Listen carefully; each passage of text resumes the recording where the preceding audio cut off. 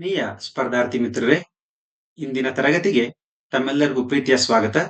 ಸ್ನೇಹಿತರೆ, ನಾವು ಕರ್ನಾಟಕ ಇತಿಹಾಸ ಸರಣಿ ವಿಡಿಯೋಗಳನ್ನ ಮಾಡ್ತಾ ಇದ್ದೀವಿ. ಅದರಲ್ಲಿ ಈಗಾಗಲೇ ಮೈಸೂರಿನ ಒಡೆಯರ ಬಗ್ಗೆ ಪಾರ್ಟ್ 1 ನಲ್ಲಿ ಸಾಕಷ್ಟು ವಿಚಾರಗಳನ್ನ ಡಿಸ್ಕಸ್ ಮಾಡಿದೀವಿ. ಇವತ್ತು ಪಾರ್ಟ್ 2 ನಲ್ಲಿ ಕೆಲವು ವಿಚಾರಗಳನ್ನ ಡಿಸ್ಕಸ್ ಮಾಡ್ತಾ ಹೋಗೋಣ. ನನ್ನ ಈ ತರಗತಿ ಸಂಪೂರ್ಣವಾಗಿ ಸ್ಪರ್ಧಾ ಇತಿಹಾಸ ಪುಸ್ತಕ ಆಧಾರಿತವಾಗಿರುತ್ತೆ. ಮತ್ತೊಮ್ಮೆ ಏನಾದರೂ ತಪ್ಪುಗಳು ಕಂಡು ಬಂದಲ್ಲಿ ಕ್ಷಮೆ ಇರಲಿ ಅಂತ ಹೇಳ್ತಾ ಇವತ್ತಿನ ತರಗತಿಗೆ ಹೋಗೋಣ. ಸ್ನೇಹಿತರೆ, ನೆನ್ನೆ ಕ್ಲಾಸಲ್ಲಿ ಹೇಳ್ತಿದ್ದೆ, ಮುಮ್ಮಡಿ ಕೃಷ್ಣರಾಜ ಒಡೆಯರ್ ಬಾಲಕರಾದ್ದರಿಂದ ಆ ಕಾಲದ ಆಡಳಿತವನ್ನು ನೋಡಿಕೊಳ್ಳಲು ಪೂರ್ಣಯ್ಯನವರನ್ನ ನೇಮಿಸಲಾಗಿತ್ತು. ಇವರು ಮೈಸೂರಿನ ಮೊದಲ ದಿವಾನರಾಗಿ ನೇಮಕ ಆಗ್ತಾರೆ. 1799ರಿಂದ 1811ರವರೆಗೂ ಕೂಡ ಆಳ್ವಿಕೆಯನ್ನ ಮಾಡ್ತಾರೆ ಮುಮ್ಮಡಿ ಕೃಷ್ಣರಾಜ ಒಡೆಯರ ಪರವಾಗಿ. ಹಾಗಾದ್ರೆ ಸ್ವಲ್ಪ ಡಿಟೈಲ್ ಆಗಿ ಇವ್ರ ಬಗ್ಗೆ ನಾವು ತಿಳಿತಾ ಹೋಗ್ಬೇಕು ಅಂದ್ರೆ, 1732ರಲ್ಲಿ ಕೊಯಮತ್ತೂರ್ನಲ್ಲಿ ತಿರಂಬಕ್ಕೂರು ಅಂತಕ್ಕಂತ ಒಂದು ಸ್ಥಳದಲ್ಲಿ ಜನಿಸ್ತಾರೆ. ಕೊಯಮತ್ತೂರು ಜಿಲ್ಲೆಯ ತಿರುಕಂಬೂರ್ನಲ್ಲಿ ಜನಿಸ್ತಾರೆ. ಇವರ ತಂದೆ ಕೃಷ್ಣಮಾಚಾರಿ ಮತ್ತು ತಾಯಿ ಲಕ್ಷ್ಮೀಬಾಯಿ. ಯಾಕಿಷ್ಟು ಡೀಟೇಲ್ ಆಗಿ ಹೇಳ್ತೀವಿ ಅಂದ್ರೆ, ಇವತ್ತು ಹೇಳಿಕೆಗಳ ರೂಪದಲ್ಲಿ ಪ್ರಶ್ನೆಗಳು ಬರೋದ್ರಿಂದ, ಒಂದೇ ಪರ್ಸನ್ ಬಗ್ಗೆ ಅತಿ ಹೆಚ್ಚು ಪ್ರಶ್ನೆಗಳನ್ನ ಕೇಳೋದ್ರಿಂದ, ಅಥವಾ 4 ಪಾಯಿಂಟ್ಗಳನ್ನ ಸಮಗ್ರವಾಗಿ ಕೇಳೋದ್ರಿಂದ ಸಮಗ್ರ ನಾಲೆಡ್ಜ್ ಇರಬೇಕು ಅಂತಕ್ಕಂತ ವಿಚಾರದ ಆಧಾರದ ಮೇಲೆ ಇಷ್ಟು ಡೆಪ್ತ್ ಆಗಿ ಮಾತಾಡ್ತಾ ಹೋಗ್ತೀವಿ. ಸೊ ರಂಗಶೆಟ್ಟಿ ಬಳಿಯ ಕಾರಾಕೂನನಾಗಿದ್ದ ಇವರು ನಂತರ ಮೈಸೂರಿನ ದಿವಾನರಾಗ್ತಾರೆ. ರಂಗಶೆಟ್ಟಿಯ ಬಳಿ ಕಾರಾಕೂನನಾಗಿದ್ದ ಇವರು ನಂತರ ಮೈಸೂರಿನ ದಿವಾನರಾಗ್ತಾರೆ. ಇವರು ರಾಜಧಾನಿಯನ್ನ ಶ್ರೀರಂಗಪಟ್ಟಣದಿಂದ ಮೈಸೂರಿಗೆ ವರ್ಗಾಯಿಸ್ತಾರೆ. ಮೊದಲನೇದು, ಆಡಳಿತ ದೃಷ್ಟಿಯಿಂದ ರಾಜಧಾನಿಯನ್ನ ಶ್ರೀರಂಗಪಟ್ಟಣದಿಂದ ಮೈಸೂರಿಗೆ ಶಿಫ್ಟ್ ಮಾಡ್ತಾರೆ. It is very important. ನೆನ್ಪಿಟ್ಕೊಳ್ಳಿ, ಮೊನ್ನೆ 2023ರಲ್ಲಿ ಪೊಲೀಸ್ ಕಾನ್ಸ್ಟೇಬಲ್ ಎಕ್ಸಾಮ್ ಅಲ್ಲಿ ಕೂಡ ಈ ಪ್ರಶ್ನೆ ಆಗಿತ್ತು. ಜೊತೆಗೆ 1800ರಲ್ಲಿ ಇವ್ರು ಏನ್ ಮಾಡ್ತಾರೆ, ಮೈಸೂರಿನಲ್ಲಿ ಒಂದು ಅರಮನೆಯನ್ನ ಕೂಡ ನಿರ್ಮಾಣ ಮಾಡ್ತಾರೆ. ಹಳೆಯ ಅರಮನೆ, ಮೈಸೂರಿನಲ್ಲಿ ಒಂದು ಅರಮನೆಯನ್ನು ಕೂಡ ನಿರ್ಮಾಣ ಮಾಡ್ತಾರೆ ರಾಜಧಾನಿಗಾಗಿ. ಜೊತೆಗೆ ವಿಶೇಷ ಏನಪ್ಪಾ ಅಂದ್ರೆ, ಕಂದಾಚಾರಿ ಎಂಬ ಪೊಲೀಸ್ ಸೈನ್ಯ ಪದ್ಧತಿಯನ್ನ ಜಾರಿಗೆ ತರ್ತಾರೆ. ಕಂದಾಚಾರಿ ಎಂಬ ಪೊಲೀಸ್ ಸೈನ್ಯ ಪದ್ಧತಿಯನ್ನ ಜಾರಿಗೆ ತರ್ತಾರೆ. ಇವರು ಕಾರ್ಯ ಪೊಲೀಸ್ ಮತ್ತು ಅಂಚೆ ಕಾರ್ಯವನ್ನು ನಿರ್ವಹಿಸುವುದು. ಇವರ ಕಾಲದಲ್ಲಿ ಕಂದಾಚಾರಿ ಒಂದು ಸೈನ್ಯ ಏನಿತ್ತು, ಇದು ಪೊಲೀಸ್ ಮತ್ತು ಅಂಚೆ ಕಾರ್ಯವನ್ನು ನಿರ್ವಹಿಸತಕ್ಕಂತ ಕಾರ್ಯವನ್ನ ಮಾಡ್ತಾ ಹೋಗುತ್ತೆ ಪೊಲೀಸು. ಮತ್ತೆ ಇದರಿಂದ ಏನಾಯ್ತು ಅಂದ್ರೆ, ಪಾಳೆಗಾರ ಪದ್ಧತಿ ಅಂತ್ಯ ಆಯ್ತು. ಮೊನ್ನೆ ಎಕ್ಸಾಮ್ ಅಲ್ಲಿ ಕೇಳಿದ್ದಾರೆ, ಇವರು ಜಾರಿಗೆ ತಂದಂತ ಕಂದಾಚಾರಿ ಪೊಲೀಸ್ ಸೈನ್ಯ ಪದ್ಧತಿಯಿಂದ ಪಾಳೆಗಾರ ಪದ್ಧತಿ ಏನಿತ್ತು ಇದುವರೆಗೂ ಕೂಡ ಅದು ರದ್ದಾಯ್ತು. ಇವ್ರ ಕೆಲಸ ಏನಾಗಿತ್ತು ಅಂದ್ರೆ, ಪೊಲೀಸ್ ಕಾರ್ಯವನ್ನು ನಿರ್ವಹಿಸುವುದರ ಜೊತೆಗೆ ಅಂಚೆ ಕಾರ್ಯವನ್ನು ಕೂಡ ನಿರ್ವಹಿಸುವಂತಹ ಕಾರ್ಯವನ್ನ ಮಾಡ್ತಾರೆ. ಜೊತೆಗೆ ಇಲ್ಲಿ ಬಹಳ ಮುಖ್ಯವಾಗಿರೋದು, 1805ರಲ್ಲಿ ಅದಾಲತ್ ನ್ಯಾಯಾಲಯವನ್ನ ಸ್ಥಾಪಿಸಿ ವ್ಯಾಸರಾಯ್ ಮತ್ತು ಅಹಮದ್ ಖಾನ್ ಎಂಬ ಬಕ್ಷಿಗಳನ್ನು ಪದ ನೋಡಿ ಬಕ್ಷಿ ಅಂದ್ರೆ ನ್ಯಾಯಾಧೀಶರು ಅಂತ ಅಷ್ಟೇನೇನಿಲ್ಲ. ಅದಾಲತ್ ನ್ಯಾಯಾಲಯವನ್ನ ಸ್ಥಾಪನೆ ಮಾಡ್ತಾರೆ. ಅದಕ್ಕೆ ವ್ಯಾಸರಾಯ್ ಮತ್ತು ಅಹಮದ್ ಖಾನ್ ಎಂಬ ಬಕ್ಷಿಗಳನ್ನ ನೇಮಕ ಮಾಡ್ತಾರೆ. ಸೊ ಇಲ್ಲಿ ಗಮನಿಸಬೇಕಾದಂತ ಅಂಶ ಏನಪ್ಪಾ ಅಂದ್ರೆ, ಇವರು ಜಾರಿಗೆ ತಂದಂತ ಭೂ ಕಂದಾಯವನ್ನ ಫೈಮಾಯಿಸ್ ಅಂತ ಕರಿತೀವಿ. ಇವರು ಜಾರಿಗೆ ತಂದ ಭೂ ಕಂದಾಯವನ್ನ ಏನಂತ ಕರಿತೀವಿ? ಲ್ಯಾಂಡ್ ರೆವಿನ್ಯೂನ. ನೋಡಿ, ಈ ಪದಗಳು ವೆರಿ ಇಂಪಾರ್ಟೆಂಟ್. ಫೈಮಾಯಿಸ್ ಅಂತ ಕರಿತೀವಿ. ಜೊತೆಗೆ ಮದ್ಯ, ಹೊಗೆಸೊಪ್ಪು, ಶ್ರೀಗಂಧ ಮುಂತಾದ ಸರಕುಗಳ ಮೇಲೆ ವಿಧಿಸುವ ತೆರಿಗೆಗಳನ್ನ ಸಾಯರ್ ಪದ್ಧತಿ ಅಂದ್ರೆ ವ್ಯಾಪಾರ ಸುಂಕ ಅಂತಾನೆ ಕರಿಬಹುದು. ಇದನ್ನ ಸಾಯರ್ ಪದ್ಧತಿಯನ್ನ ವ್ಯಾಪಾರ ಸುಂಕ ಅಂತ ಕರಿಬಹುದು. ಇವರು ಜಾರಿಗೆ ತಂದಂತ ಮದ್ಯ, ಹೊಗೆಸೊಪ್ಪು, ಶ್ರೀಗಂಧ ಮುಂತಾದ ಸರಕುಗಳ ಮೇಲೆ ವಿಧಿಸುವ ತೆರಿಗೆಯನ್ನು ಸಾಯರ್ ಪದ್ಧತಿ ಅಂತ ಕರಿತೀವಿ. ಭೂ ಕಂದಾಯವನ್ನ ಫೈಮಾಯಿಸ್ ಪದ್ಧತಿ ಅಂತೀವಿ. ಈ ವರ್ಡ್ಗಳು ನಿಮ್ಗೆ ಚೆನ್ನಾಗಿ ನೆನಪಲ್ಲಿ ಇರಬೇಕು ಅನ್ನೋದು ನನ್ನ ಅಭಿಲಾಷೆ. ಜೊತೆಗೆ ಮೈಸೂರಿನ ಸಾಗರಕಟ್ಟೆಯ ಬಳಿ ಲಕ್ಷ್ಮಣ ತೀರ್ಥ ನದಿಗೆ, ಯಾವ ನದಿಗೆ? ಲಕ್ಷ್ಮಣ ತೀರ್ಥ ನದಿಗೆ ಒಂದು ಅಣೆಕಟ್ಟೆಯನ್ನ ಮೈಸೂರಿನ ಸಾಗರಕಟ್ಟೆಯ ಬಳಿ ನಿರ್ಮಾಣವನ್ನ ಮಾಡ್ತಾರೆ. ಟು ದ ಪಾಯಿಂಟ್ ಇಂಪಾರ್ಟೆಂಟ್ ಸ್ನೇಹಿತರೆ. ಜೊತೆಗೆ ಇಲ್ಲೇನ್ ಗೊತ್ತಾ, ಕಾವೇರಿ ನದಿಗೆ ಒಂದು ಸೇತುವೆಯನ್ನ ನಿರ್ಮಾಣ ಮಾಡ್ತಾರೆ.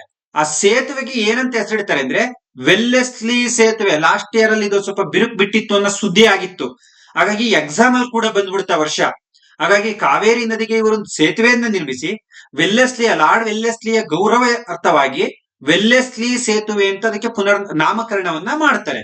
ಜೊತೆಗೆ ಸಿಡುಗು ರೋಗಕ್ಕೆ ಔಷಧಿಯನ್ನ ಕಂಡುಹಿಡಿಯಲಾಗಿತ್ತು. ಆ ಕಾಲದಲ್ಲಿ ಸಿಡುಗು ರೋಗ, ಮೊನ್ನೆ ನಮ್ ಕಾಲದಲ್ಲಿ ಕರೋನಾ ಬಂದೋಯ್ತಲ್ಲ, ಆತರ ಅವರ ಸಮಕಾಲೀನವಾಗಿ ಸಿಡುಬು ರೋಗ ಬಂದಿರ್ತದೆ. ಇಡೀ ಭಾರತದಲ್ಲಿಯೇ ಪ್ರಪ್ರಥಮ ಬಾರಿಗೆ ಮೈಸೂರಿನಲ್ಲಿ ಈ ಸಿಡುಬು ರೋಗಕ್ಕೆ ಚುಚ್ಚುಮದ್ದು ಅಥವಾ ಲಸಿಕೆಯನ್ನು ಹಾಕಿಸುವಂತ ಕಾರ್ಯವನ್ನ ಇವರು ಮಾಡ್ತಾರೆ. ಅದು ಅಲ್ಲದೆ ಆರೋಗ್ಯಕ್ಕೆ ವಿಶೇಷವಾದ ಗಮನವನ್ನ ಕೊಟ್ಟಂತ ದಿವಾನ್ ಪೂರ್ಣಯ್ಯನವರು ಮೈಸೂರಿನಲ್ಲಿ ಮೊಟ್ಟ ಮೊದಲ ಬಾರಿಗೆ ಸಾರ್ವಜನಿಕ ಆಸ್ಪತ್ರೆಯನ್ನ ಸ್ಥಾಪಿಸ್ತಾರೆ. ಮೈಸೂರಿನಲ್ಲಿ ಮೊಟ್ಟ ಮೊದಲ ಬಾರಿಗೆ ಸಾರ್ವಜನಿಕ ಆಸ್ಪತ್ರೆಯನ್ನ ಸ್ಥಾಪಿಸಿದಂತ ಕೀರ್ತಿ ಇವರಿಗೆ ಸಲ್ತಕ್ಕಂಥದ್ದನ್ನ ನಾವು ನೋಡ್ತೀವಿ. ಸ್ನೇಹಿತರೆ, ಅರ್ಥ ಆಗ್ತಾ ಇದಲ್ವಾ ನಾನು ಹೇಳ್ತಾ ಇರ್ತಕ್ಕಂಥದ್ದು? Public hospital. ಇದ್ರ ಜೊತೆಗೆ ತಂಜಾವೂರಿನ ವೀಣೆ ವೆಂಕಟ ಸುಬ್ಬಯ್ಯನವರನ್ನ ಆಹ್ವಾನಿಸಿ ಬಂಗಾರದ ವೀಣೆಯನ್ನ ನೀಡಿ ಗೌರವಿಸ್ತಾರೆ. ನೋಡಿ, ತಂಜಾವೂರಿನ ಅಂದ್ರೆ ಇವರು ಸಂಗೀತಕ್ಕೆ ವಿಶೇಷ ಆದ್ಯತೆಯನ್ನ ಕೊಟ್ಟರು ಅಂತಕ್ಕಂಥ ನಿಮಗೆ ಗೊತ್ತಾಗ್ಬೇಕು, ಹೌದಲ್ವಾ? ಇದರ ಜೊತೆಗೆ ಮೈಸೂರು ಸಹಾಯಕ ಸೈನ್ಯ ಪದ್ಧತಿಗೆ ಸೇರಿದ್ರಿಂದ ಆ ಸಹಾಯಕ ಸೈನ್ಯ ಪದ್ಧತಿಯ ನೆಲೆಯನ್ನಾಗಿ ಸೈನ್ಯವನ್ನ ಇರಿಸಲು ಬೆಂಗಳೂರಿಗೆ, ಮೈಸೂರಿಂದ ಬೆಂಗಳೂರಿಗೆ ವರ್ಗಾಯಿಸ್ತಾರೆ. ಆ ಸಹಾಯಕ ಸೈನ್ಯ ಪದ್ಧತಿಯ ನೆಲೆಯನ್ನ ಮೈಸೂರಿನಿಂದ ಬೆಂಗಳೂರಿಗೆ ವರ್ಗಾಯಿಸುವುದರ ಮೂಲಕ ಸ್ವಲ್ಪ ಮೈಸೂರಲ್ಲಿ ಆ ಪ್ರೆಷರ್ ಇಂದ ಈಚೆ ಬರ್ತಕ್ಕಂಥ ಪ್ರಯತ್ನವನ್ನ ಮಾಡ್ತಾರೆ. ಜೊತೆಗೆ ವಿಶೇಷವಾಗಿ ಪೂರ್ಣಯ್ಯನವ್ರ ಬಗ್ಗೆ ನೀವು ಗಮನಿಸಬಹುದಾದಂತ ಒಂದು ಅಂಶ ಏನಪ್ಪಾ ಅಂದ್ರೆ, ಬೆಂಗಳೂರಿನ ಸಮೀಪ ರೆಸಿಡೆಂಟ್ ಬ್ಯಾರಿ ಕ್ಲೋಸನ ನೆನಪಿಗಾಗಿ ಒಂದು ಸುಂದರ ನಗರವನ್ನ ನಿರ್ಮಾಣ ಮಾಡ್ತಾರೆ. ಕ್ಲೋಸ್ ಪೇಟೆ ಅಂತ ಕರಿತೀವಿ. ಇದನ್ನ ಪ್ರಸ್ತುತ ರಾಮನಗರ ಅಂತ ಕರೀತಾರೆ. ಇದರ ಜೊತೆಗೆ ಯಳಂದೂರು ಈ ನಿವೃತ್ತಿ ಆಗ್ತಾರೆ. ಯಾಕಂದ್ರೆ ಮುಮ್ಮಡಿ ಕೃಷ್ಣರಾಜ ಒಡೆಯರು ಏನಾಗ್ತಾರಪ್ಪ ಅಂದ್ರೆ, ಒಂದು ಪ್ರಾಪ್ತ ವಯಸ್ಸಿಗೆ ಬಂದಾಗ ನೇರವಾಗಿ ಆಳ್ವಿಕೆ ಮಾಡ್ಬೇಕು ಅಂತ ನಿರ್ಧಾರ ಮಾಡ್ತಾರೆ. ಹಾಗಾಗಿ ಇವರು ನಿವೃತ್ತಿ ಪಡಿತಾರೆ. ದಿವಾನ್ ಪೂರ್ಣಯ್ಯನವರು ನಿವೃತ್ತಿ ಪಡಿತಾರೆ. ಆಗ ಉಂಟಾದಂತ ಸಣ್ಣ ಪುಟ್ಟ ಮನಸ್ತಾಪದಿಂದಾಗಿ ಇವರ ಕಾರ್ಯವನ್ನ ಗಮನಿಸಿದಂತ ಸರ್ಕಾರ ಇವರಿಗೆ ಯಳಂದೂರು ಕೇಳ್ತಾರೆ. ದಿವಾನ್ ಪೂರ್ಣಯ್ಯನವರು ನಿವೃತ್ತಿಯ ನಂತರ ಯಾವ ಪ್ರದೇಶವನ್ನ ಜಾಗೀರಾಗಿ ಪಡೆದ್ರು ಅಂತ ಯಳಂದೂರನ್ನ ಜಾಗೀರಾಗಿ ಪಡಿತಾರೆ. ಸೊ ಇವರೆಲ್ಲ ಒಂದು ಕಾರ್ಯವನ್ನ ಗಮನಿಸಿದಂತ ಆರ್ಥರ್ ವೆಲ್ಲೆಸ್ಲಿ ಅಸಾಮಾನ್ಯ ಕಾರ್ಯಾಧ್ಯಕ್ಷ, ಶ್ರೇಷ್ಠ ರಾಜಕಾರಣ ಪಟ್ಟು ಅಂತ ಹೊಗಳಿದ್ದಾರೆ ಇವರನ್ನ. ಅರ್ಥ ಆಯ್ತಾ? ಇದು ದಿವಾನ್ ಪೂರ್ಣಯ್ಯನವರು. ಸ್ನೇಹಿತರೆ, ಇದ್ರ ಜೊತೆಗೆ ಮುಮ್ಮಡಿ ಕೃಷ್ಣರಾಜರ ನೇರ ಆಳ್ವಿಕೆ. ನೋಡಿ, ಮುಮ್ಮಡಿ ಕೃಷ್ಣರಾಜರ ಆಳ್ವಿಕೆನ 2 ಭಾಗ ಮಾಡ್ತೀವಿ. 1799 1811ರವರೆಗೂ ಪ್ರತಿನಿಧಿಯಾಗಿ ದಿವಾನರ ಆಳ್ವಿಕೆ, 1811 1831ರವರೆಗೂ ಮುಮ್ಮಡಿ ಕೃಷ್ಣರಾಜ ಒಡೆಯರ ನೇರ ಆಳ್ವಿಕೆ. ಇದನ್ನ PU ಲೆಕ್ಚರರ್ ಎಕ್ಸಾಮ್ ಅಲ್ಲಿ ಕೇಳಿದ್ರು, ಮುಮ್ಮಡಿ ಕೃಷ್ಣರಾಜ ಒಡೆಯರ ನೇರ ಆಳ್ವಿಕೆ ಮಾಡಿದಂತ ಕಾಲಮಾನ ಯಾವುದು ಅಂತ. ಸೊ ಇದನ್ ಬರೆದ್ರೆ ರಾಂಗು, ಯಾಕಂದ್ರೆ ಇದು ನೇರ ಅಲ್ಲ, ಪ್ರತಿನಿಧಿಯ ಕಾಲದಲ್ಲಿ ಆಳ್ವಿಕೆ ಆಯ್ತು. 1811 1831 ನೇರ ಆಳ್ವಿಕೆ. ಇವರ ಕಾಲದ ದಿವಾನ್ರು ಯಾರು ಅಂದ್ರೆ ರಾಮರಾವ್, ಬಕ್ಷಿ ಬಾಲಾಜಿರಾವ್, ಸಿದ್ದರಾಜ ಅರಸ್, ಬಾಬುರಾವ್, ಲಿಂಗರಾಜ ಅರಸ್, ವೆಂಕಟರಾಜ ಅರಸ್. ರಾಮರಾವ್, ಬಕ್ಷಿ ಬಾಲಾಜಿರಾವ್, ಸಿದ್ದರಾಜ ಅರಸ್, ಬಾಬುರಾವ್, ಲಿಂಗರಾಜ ಅರಸ್ ಮತ್ತು ವೆಂಕಟರಾಜ ಅರಸ್ ಅಂತಕ್ಕಂಥವ್ರು ದಿವಾನರಾಗಿ ಇವರ ಕಾಲದಲ್ಲಿ ಕಾರ್ಯವನ್ನ ನಿರ್ವಹಿಸ್ತಾರೆ. ಸ್ನೇಹಿತರೆ, ನೆನಪಿರ್ಲಿ, ಇವರ ಕಾಲದಲ್ಲಿ ರೆಸಿಡೆಂಟ್ ಆಗಿ ಬ್ಯಾರಿಕ್ ಕ್ಲೋಸ್ ಇರ್ತಾರೆ. ಮೈಸೂರಿನ ಮೊದಲ ರೆಸಿಡೆಂಟ್. ನೆಕ್ಸ್ಟ್ ನಂತರ ಕರ್ನಲ್ ಮಾರ್ಕ್ ವೀಲ್ಡ್ ಬರ್ತಾರೆ. ಕರ್ನಲ್ ಮಾರ್ಕ್ ವೀಲ್ಡ್, ಈ ಹೆಸರುಗಳೆಲ್ಲ ನೆನ್ಪಿಟ್ಕೊಳ್ಳಿಯಪ್ಪ, ಏನ್ ಕೇಳ್ತಾನೆ ಹೇಳಕ್ ಬರಲ್ವಲ್ಲ, ಹಾಗಾಗಿ. ನೆಕ್ಸ್ಟ್ AH ಕೋಲ್ ಇರ್ತಾರೆ. AH ಕೋಲ್ ಮತ್ತು ಕಾಸಾ ಮೇಜರ್. ಕಾಸಾ ಮೇಜರ್ ಎಂಬ ರೆಸಿಡೆಂಟ್. ಯಾಕಂದ್ರೆ ಮುಮ್ಮಡಿ ಕೃಷ್ಣರಾಜ ಒಡೆಯರ ಕಾಲದ ಈ ಕೆಳಗಿನ ಯಾರು ರೆಸಿಡೆಂಟ್ ಆಗಿದ್ರು ಆಗಿಲ್ಲ, ದಿವಾನ್ರಾಗಿದ್ರು ಆಗಿಲ್ಲ ಅನ್ನೋ ಕೇಳುವ ಪ್ರಶ್ನೆಗಳು ಹೆಚ್ಚಾಗಿರ್ತವೆ. ಓಕೆ, ಇಲ್ಲಿ 6 ಫೌಜದಾರಿಗಳಾಗಿ ಅಂದ್ರೆ 6 ಪ್ರಾಂತ್ಯಗಳಾಗಿ ತಮ್ಮ ಪ್ರಾಂತ್ಯವನ್ನ ವಿಭಾಗ ಮಾಡ್ತಾರೆ. ಬೆಂಗಳೂರು, ಚಿತ್ರದುರ್ಗ, ಅಷ್ಟಗ್ರಾಮ, ಮಧುಗಿರಿ, ಮಂಜುರಾಬಾದ್. ಬೆಂಗಳೂರು, ಚಿತ್ರದುರ್ಗ, ಅಷ್ಟಗ್ರಾಮ, ಮಧುಗಿರಿ, ಮಂಜುರಾಬಾದ್ ಅಂತಕ್ಕಂಥ 6 ಪ್ರಾಂತ್ಯಗಳಾಗಿ ವಿಭಾಗ ಮಾಡಿರ್ತಕ್ಕಂಥದ್ದನ್ನ ನೋಡ್ತೀವಿ ನಾವು. ಸ್ನೇಹಿತರೆ, ಇಲ್ಲಿ ಬಹಳ ಮುಖ್ಯವಾಗಿರ್ತಕ್ಕಂಥದ್ದು ಏನಪ್ಪಾ ಅಂದ್ರೆ, ಅದಕ್ಕೆ ಫೌಜದಾರರನ್ನ ನೇಮಕ ಮಾಡ್ತಾರೆ. ಜೊತೆಗೆ ಬ್ರಿಟಿಷರ್ಗೆ ಇದೇ ಸಂದರ್ಭದಲ್ಲಿ ಪಿಂಡಾರಿಗಳೊಂದಿಗೆ ಒಂದು ಜಗಳ ಇರುತ್ತೆ, ಮರಾಠರೊಂದಿಗೆ ಒಂದು ಯುದ್ಧ ಇರುತ್ತೆ. ಈ 2 ಯುದ್ಧಗಳಲ್ಲಿ ಮೈಸೂರು ಸೈನ್ಯ ಬ್ರಿಟಿಷರ ಪರವಾಗಿ ಕೆಲಸ ಮಾಡುತ್ತೆ, ಬ್ರಿಟಿಷರಿಗೆ ಜಯ ಬರುತ್ತೆ. ಇದರಿಂದ ಮುಮ್ಮಡಿ ಕೃಷ್ಣರಾಜ ಒಡೆಯರು ಬ್ರಿಟಿಷರ ಮೆಚ್ಚುಗೆಗೆ ಪಾತ್ರವಾಗ್ತಾರೆ. ಪಿಂಡಾರಿಗಳು ಮರಾಠರ ವಿರುದ್ಧ ಯುದ್ಧದಲ್ಲಿ ಬ್ರಿಟಿಷರಿಗೆ ಸಹಾಯ ಮಾಡ್ತಾರೆ. ಯಾಕಿಷ್ಟು ಡೆಪ್ತ್ ಸರ್ ಅಂದ್ರೆ, ಇವತ್ತಿನ ಎಕ್ಸಾಮ್ಗಳು ಒಬ್ಬನೇ ವ್ಯಕ್ತಿಯ ಬಗ್ಗೆ 4 ಪಾಯಿಂಟ್ ನ ಹೇಳಿಕೆ ರೂಪದಲ್ಲಿ ಕೇಳಿ ಸರಿ ತಪ್ಪು ಅಂತ ಕೇಳೋದ್ರಿಂದ ಹೆಚ್ಚು ಗಮನವನ್ನ ಕೊಟ್ಟು ನಾವು ನೋಡ್ಬೇಕಾಗತ್ತೆ. ಜೊತೆಗೆ ಇವರು ಇಬ್ಬರು ಬಕ್ಷಿಗಳಿದ್ದ ಅಂದ್ರೆ ಇಬ್ಬರು ನ್ಯಾಯಾಧೀಶರಿದ್ದ ಸದರ್ ನ್ಯಾಯಾಲಯವೊಂದನ್ನ ಸ್ಥಾಪನೆ ಮಾಡ್ತಾರೆ. ಅರ್ಥ ಆಯ್ತಾ ಸ್ನೇಹಿತರೆ? ಸೊ ಇಲ್ಲಿ ಗಮನಿಸಬೇಕಾದಂತ ಅಂಶ 1829ರಲ್ಲಿ ಕಾವೇರಿ ನದಿಗೆ ಶಿವನ ಸಮುದ್ರದ ಬಳಿ 1829ರಲ್ಲಿ ಕಾವೇರಿ ನದಿಗೆ ಶಿವನ ಸಮುದ್ರದ ಬಳಿ ಲೋಕಪಾವನಿ ಹಾಗೂ ಅರ್ಕಾವತಿ ಎಂಬೆರಡು ಅಣೆಕಟ್ಟುಗಳನ್ನ ನಿರ್ಮಿಸಿದರು. Very important. ಕಾವೇರಿ ನದಿಗೆ ಲೋಕಪಾವನಿ, ಅರ್ಕಾವತಿ ಎಂಬ ಎರಡು ಅಣೆಕಟ್ಟುಗಳನ್ನ ಕಟ್ಟಿಸ್ತಾರೆ. ಉದಾಹರಣೆಗೆ ಇಲ್ಲಿ ಬಹಳ ಮುಖ್ಯವಾಗಿರ್ತಕ್ಕಂಥದ್ದು ನೋಡಿ, ಇವ್ರ ಕಾಲದ ಕಂದಾಯ ಪದ್ಧತಿ ವೆರಿ ಇಂಪಾರ್ಟೆಂಟ್. ನೋಡಿ, ಇದನ್ನೇ ನಾವು ಪೂರ್ಣಯ್ಯನವರ ಕಾಲದಲ್ಲಿ ಫೈಮಾಯಿಸ್ ಮತ್ತು ಸಾಯರ್ ಅಂತ ಕರೆದು, ಫೈಮಾಯಿಸ್ ಮತ್ತು ಸಾಯರ್ ಅಂತ ಕರೆದು. ಯಾವ ಕಾಲದಲ್ಲಿ? ಪೂರ್ಣಯ್ಯನ ಕಾಲದಲ್ಲಿ ಫೈಮಾಯಿಸ್ ಮತ್ತು ಸಾಯರ್ ಅಂತ ಕರೆದು. ಇವರ ಕಾಲದ ಕಂದಾಯ ಪದ್ಧತಿಗಳು ಯಾವುವು ಅಂತಕ್ಕಂಥದ್ದು ನೋಡೋದಾದ್ರೆ, ಒಂದು ಷರತ್ ಪದ್ಧತಿ ಅಂದ್ರೆ ಕೋರ್ಟಿನ ಅಮಲ್ದಾರ ಸಮಯದಲ್ಲಿ ಕಂದಾಯ ವಸೂಲಿ ಮಾಡಿ ಖಜಾನೆಗೆ ಕಟ್ಟುವ ಪದ್ಧತಿಯನ್ನ ಶರ್ತ್ ಅಥವಾ ಷರತ್ ಪದ್ಧತಿ ಅಂತ ಕರಿತೀವಿ. ಅಂದ್ರೆ ತಾಲೂಕು ಆಡಳಿತಗಾರ ಏನಿದ್ದ ಜನರಿಂದ ಕಂದಾಯವನ್ನು ವಸೂಲಿ ಮಾಡಿ ಅದನ್ನ ಸರ್ಕಾರದ ಖಜಾನೆಗೆ ಕಟ್ಟುವಂತ ಪದ್ಧತಿಯನ್ನ ಶರ್ತ್ ಪದ್ಧತಿ ಅಂತೀವಿ. ಇನ್ನೊಂದು ಒಂಟಿ ಗುತ್ತಿ. ಏನ್ ಹೇಳ್ರಿ? ಒಂಟಿ ಗುತ್ತಿ ಅಂದ್ರೆ ಒಂದೇ ಗ್ರಾಮ ಅಥವಾ ಹಲವು ಗ್ರಾಮಗಳ ರೈತರು ಒಟ್ಟಾಗಿ ತಮ್ಮ ಉತ್ಪನ್ನ ಆಧರಿಸಿ ನೀಡುವ ಪದ್ಧತಿ. ನೋಡಿ, ಒಂಟಿ ಗುತ್ತಿ ಪದ್ಧತಿ ಅಂದ್ರೆ ಒಂದು ಗ್ರಾಮ ಅಥವಾ ಹಲವು ಗ್ರಾಮಗಳ ರೈತರು ಒಟ್ಟಾಗಿ ಸೇರಿ ತಮ್ಮ ಉತ್ಪನ್ನವನ್ನ ಆಧರಿಸಿ ಸರ್ಕಾರಕ್ಕೆ ಕಂದಾಯ ಕಟ್ಟುವ ಪದ್ಧತಿ. ಅರ್ಥ ಮಾಡ್ಕೊಳ್ರಿ ಇದನ್ನ. ನೆಕ್ಸ್ಟ್ ಪ್ರಜಾಗುತ್ತಿ ಅಂದ್ರೆ ರೈತರು ಸರ್ಕಾರಕ್ಕೆ ಪಾವತಿಸಬೇಕಾದ ಕಂದಾಯವನ್ನ ನಿರ್ಧರಿಸುವ ಗೇಣಿ ಪದ್ಧತಿ. ಪ್ರಜಾಗುತ್ತಿ ಪದ್ಧತಿ ಅಂದ್ರೆ ರೈತರು ಸರ್ಕಾರಕ್ಕೆ ಪಾವತಿಸಬೇಕಾದ ಕಂದಾಯವನ್ನ ನಿರ್ಧರಿಸುವ ಗೇಣಿ ಪದ್ಧತಿಯಾಗಿದೆ.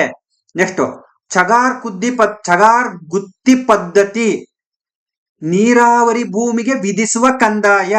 ಚಗಾರ್ ಗುತ್ತಿ ಪದ್ಧತಿ ಅಂದ್ರೆ ನೀರಾವರಿ ಭೂಮಿಗೆ ವಿಧಿಸುವ ಕಂದಾಯವನ್ನ ಚಗಾರ್ ಗುತ್ತಿ ಪದ್ಧತಿ ಅಂತೀವಿ. ಈ ರೀತಿ ಶರ್ತ್ ಪದ್ಧತಿ, ಒಂಟಿ ಗುತ್ತಿ ಪದ್ಧತಿ, ಪ್ರಜಾಗುತ್ತಿ ಪದ್ಧತಿ, ಚಗಾರ್ ಗುತ್ತಿ ಪದ್ಧತಿ ಎಂಬ ಕಂದಾಯವನ್ನ ಜಾರಿಗೆ ತಂದಿರತಕ್ಕಂಥದ್ದು ನೋಡ್ತೀವಿ. ನೋಡಿ, ಇವರು ಸ್ವತಃ ಸಾಹಿತಿಗಳಾಗಿ ಶ್ರೀತತ್ವ ನಿಧಿ, ಯಾವ್ದು ಹೇಳ್ರಿ? ಶ್ರೀತತ್ವ ನಿಧಿ.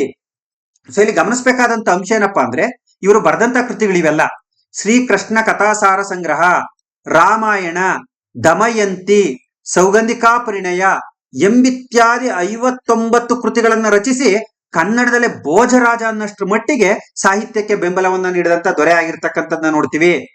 ಇದೇ ಸಂದರ್ಭದಲ್ಲಿ ಬಹಳ ಮುಖ್ಯವಾಗಿರ್ತಕ್ಕಂಥದ್ದು ಏನಪ್ಪಾ ಅಂದ್ರೆ, ಕರ್ನಾಟಕದಲ್ಲಿ ಕನ್ನಡದಲ್ಲಿ ನಾವು ಅಭಿನವ ಕಾಳಿದಾಸ ಅಂತಾನೆ ಕರಿತೀವಿ. ಯಾರದು ಅಂದ್ರೆ ಬಸವಪ್ಪ ಶಾಸ್ತ್ರಿ. ಮನೆ ಪೊಲೀಸ್ ಕಾನ್ಸ್ಟೇಬಲ್ ಎಕ್ಸಾಮ್ ಅಲ್ಲಿ ಕೂಡ ಪ್ರಶ್ನೆ ಬಂದಿದೆ, ನೀವೆಲ್ಲ ಗಮನಿಸಿರ್ಬೋದು. ಇವರು ಯಾವ ಕೃತಿಗಳನ್ನ ಕನ್ನಡಕ್ಕೆ ಅನುವಾದ ಮಾಡಿದ್ದಾರೆ ಅಂತ. ಒಂದು ಶಾಕುಂತಲ ನಾಟಕ, ವಿಕ್ರಮೋರ್ವಶಿಯ ಇವೆರಡು ಕಾಳಿದಾಸನ ಕೃತಿಗಳು. ನಿಮ್ಮೆಲ್ಲರಿಗೂ ಗೊತ್ತು, ಇವೆರಡು ಕಾಳಿದಾಸನ ಕೃತಿಗಳು. ಇದರ ಜೊತೆಗೆ ರತ್ನಾವಳಿ, ಹರ್ಷವರ್ಧನನ ರತ್ನಾವಳಿಯನ್ನು ಕೂಡ ಕನ್ನಡಕ್ಕೆ ಇವರು ಟ್ರಾನ್ಸ್ಲೇಟ್ ಮಾಡಿದ್ದಾರೆ. ಮನೆ ಎಕ್ಸಾಮ್ ಅಲ್ಲಿ ಕೇಳಿದ್ರು, 4 ಕೃತಿಗಳನ್ನ ಕೊಟ್ಟು ABC correct, ABD correct, BCD correct, ಈ ರೀತಿ ಪ್ರಶ್ನೆನ ಕೇಳಿದ್ರು. ಹಾಗಾಗಿ ಅಭಿನವ ಕಾಳಿದಾಸ ಎಂಬ ಬಿರುದು ಗಳಿಸಿದ್ದ ಬಸವಪ್ಪ ಶಾಸ್ತ್ರಿ. ಸೊ ಇವರ ಆಸ್ಥಾನದಲ್ಲಿ ಇರ್ತಕ್ಕಂಥದ್ದನ್ನ ನೋಡ್ತೀವಿ. ನೆಕ್ಸ್ಟ್ ಕೆಂಪು ನಾರಾಯಣ, ಇವರ ಆಸ್ಥಾನದಲ್ಲಿದ್ದಂತ ಕೆಂಪು ನಾರಾಯಣ ಮುದ್ರಾ ಮಂಜೂಷ ಎಂಬ ಒಂದು ಕೃತಿಯನ್ನ ಬರೀತಾರೆ. ವೆರಿ ಪಾಪ್ಯುಲರ್ ಈ ಮುದ್ರಾ ಮಂಜೂಷ. ವಿಶಾಖ ದತ್ತನ ಮುದ್ರಾ ರಾಕ್ಷಸ ಕೃತಿಯ ಕನ್ನಡ ಅನುವಾದ. ವಿಶಾಖ ದತ್ತನ ಮುದ್ರಾ ರಾಕ್ಷಸ ಕೃತಿಯ ಕನ್ನಡ ಅನುವಾದ ಗೊತ್ತಿರಲಿ ನಿಮ್ಗೆ ಅಂತ ಹೇಳ್ತಾ ಇದ್ದೀನಿ. ಜೊತೆಗೆ ಉತ್ತರ ಕನ್ನಡದ ಪ್ರಸಿದ್ಧ ಯಕ್ಷಗಾನ ಪಟು ಇವ್ರ ಆಸ್ಥಾನದಲ್ಲಿ ಇರ್ತಾರೆ, ಪರ್ತಿ ಸುಬ್ಬು ಅಂತ. ಯಾರೇಳ್ರಿ? ಪರ್ತಿ ಸುಬ್ಬು ಅಂತ. ಇವ್ರ ಹೆಸರಲ್ಲೇ ಯಕ್ಷಗಾನಕ್ಕೆ ಒಂದು ಶ್ರೇಷ್ಠ ಪ್ರಶಸ್ತಿಯನ್ನು ಕೂಡ ಕೊಡ್ತಾರೆ. ನೋಡ್ರಿ, ಇವ್ರ ಆಸ್ಥಾನದಲ್ಲಿ ಶೇಷ ಅಯ್ಯರ್, ವೀಣೆ ಶೇಷಣ್ಣ, ಮೂಗೂರ್ ಸುಬ್ಬಣ್ಣ, ವೀಣೆ ಸಾಂಬಯ್ಯ, ಸವ್ಯಸಾಚಿ ಅಯ್ಯಂಗರ್ ಎಂಬ ಸಂಗೀತ ದಿಗ್ಗಜರು ಇರ್ತಾರೆ. ಶೇಷ ಅಯ್ಯರ್ ಹೆಸರುಗಳು ನೆನ್ಪಿಟ್ಕೊಳ್ರಿ. ವೀಣೆ ಶೇಷಣ್ಣ, ಮೂಗೂರ್ ಸುಬ್ಬಣ್ಣ, ವೀಣೆ ಸಾಂಬಯ್ಯ, ಸವ್ಯಸಾಚಿ ಅಯ್ಯಂಗರ್ ಇವರ ಆಸ್ಥಾನದ ಶ್ರೇಷ್ಠ ಸಂಗೀತ ದಿಗ್ಗಜರು ಇವ್ರ ಆಸ್ಥಾನದಲ್ಲಿ ಇರ್ತಕ್ಕಂಥದ್ದು ನೋಡ್ತೀವಿ. ಇಲ್ಲಿ ಬಹಳ ಮುಖ್ಯವಾಗಿರ್ತಕ್ಕಂಥ ವಿಚಾರ ಏನಪ್ಪಾ ಅಂದ್ರೆ, ನೀವು ಗಮನಿಸಬಹುದಾದಂತ ಬಹಳ ಮುಖ್ಯವಾದಂತ ವಿಚಾರ, ಎಕ್ಸಾಂಪಲ್ ಪ್ರಶ್ನೆ ಹೆಂಗ್ ಬಂದಿತ್ತು ಅಂದ್ರೆ KPSC ಗ್ರೂಪ್ಸ್ ಇಲ್ಲಿ ಸಾಹಿತ್ಯ ಮತ್ತು ಸಂಗೀತಕ್ಕೆ ವಿಶೇಷ ಆಸಕ್ತಿ ನೀಡಿದ ಮೈಸೂರಿನ ಒಡೆಯರು ಯಾರು ಅಂತ. ಚಿಕ್ಕದೇವರಾಜ ಒಡೆಯರ್ ಇದ್ರು, ದೊಡ್ಡದೇವರಾಜ ಒಡೆಯರ್ ಇದ್ರು, ನಾಲ್ವಡಿ ಕೃಷ್ಣರಾಜ ಒಡೆಯರ್ ಇದ್ರು, ಮುಮ್ಮಡಿ ಕೃಷ್ಣರಾಜ ಒಡೆಯರು ಇದ್ರು. ಎಲ್ಲ ದಿಗ್ಗಜರೇ. ಚಿಕ್ಕದೇವರಾಜ ಒಡೆಯರ್ ಆಲ್ಸೋ ಸಂಗೀತಕ್ಕೆ ವಿಶೇಷ ಮಹತ್ವವನ್ನ ಕೊಟ್ಟಿದ್ದಾರೆ. ನಿಮ್ಗೆ ಗೊತ್ತು, ತಿರುಮಲಯ್ಯಂಗರ್ ಇರ್ಬೋದು, ಸಿಂಗರಾರ್ಯ ಇರ್ಬೋದು, ತಿರುಮಲಾರ್ಯ ಇರ್ಬೋದು, ಸಂಚಿ ಹೊನ್ನಮ್ಮ ಇರ್ಬೋದು, ಮತ್ತೆ ಸ್ವತಃ ಸಾಹಿತಿ ಕೂಡ ಹೌದು.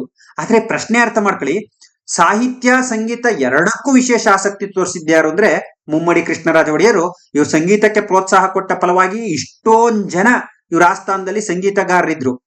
ಜೊತೆಗೆ ಚಾಮುಂಡೇಶ್ವರಿ ದೇವಾಲಯಕ್ಕಿರ್ಬೋದು, ಶ್ರೀಕಂಠೇಶ್ವರ ದೇವಾಲಯಕ್ಕಿರ್ಬೋದು, ಗೋಪುರಗಳನ್ನ ನಿರ್ಮಿಸಿಕೊಟ್ರು ಅಂತ ನಮ್ಗೆ ಮಾಹಿತಿ ಇರ್ತಕ್ಕಂಥದ್ದನ್ನ ನೋಡ್ತೀವಿ.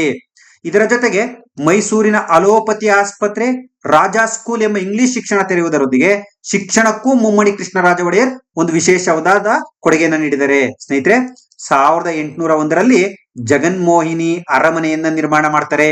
1801ರಲ್ಲಿ ಜಗನ್ಮೋಹಿನಿ ಅರಮನೆಯನ್ನ ನಿರ್ಮಾಣ ಮಾಡಿರ್ತಕ್ಕಂಥದ್ದನ್ನ ನೋಡ್ತಾ ಹೋಗ್ತೀವಿ. ನೋಡಿ, ಇವ್ರ ಕಾಲದಲ್ಲಿ ಒಂದು ದುರಂತ ಆಗುತ್ತೆ, ಬಿದನೂರು ದಂಗೆ. ಯಾವ ದಂಗೆ? 1830-31ರಲ್ಲಿ ಬಿದನೂರು ದಂಗೆ ಆಗುತ್ತೆ. ಇದು ಶಿವಮೊಗ್ಗ ಜಿಲ್ಲೆಯ ಬಿದನೂರಿನ ಒಂದು ಫೌಜ್ದಾರಿ ನಗರ ಅಂತಕ್ಕಂಥದ್ದು. ಇಲ್ಲಿ 13 ಲಕ್ಷ ರೂಪಾಯಿ ಟ್ಯಾಕ್ಸ್ ಇರುತ್ತೆ. ಇಲ್ಲಿನ ಫೌಜ್ದಾರ ಕೃಷ್ಣರಾವ್ ಏನ್ ಮಾಡ್ತಾನೆ, 7 ಲಕ್ಷ ರೂಪಾಯಿ ಕಂದಾಯ ವಜಾ ಮಾಡ್ತಾನೆ.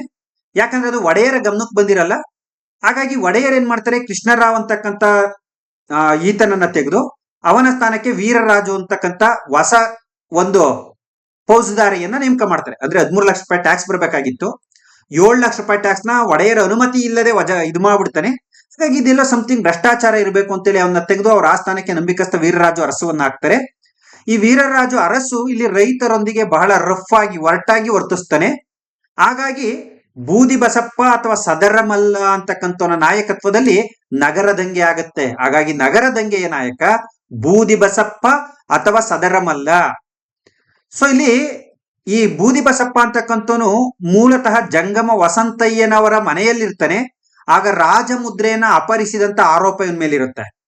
ಅದರ ಜೊತೆಗೆ ಕೆನರಾದ ಸರಮನೆ ಸೇರಿ ಬಿಡುಗಡೆಯಾಗ್ಬೇಕಾದ್ರೆ ನಗರ ಕಾವಿಂದ ಅಂತ ಹೆಸರು ಬರ್ಸಿರ್ತಾನೆ, ನಗರದ ಮುಖ್ಯಸ್ಥ ಅಂತ.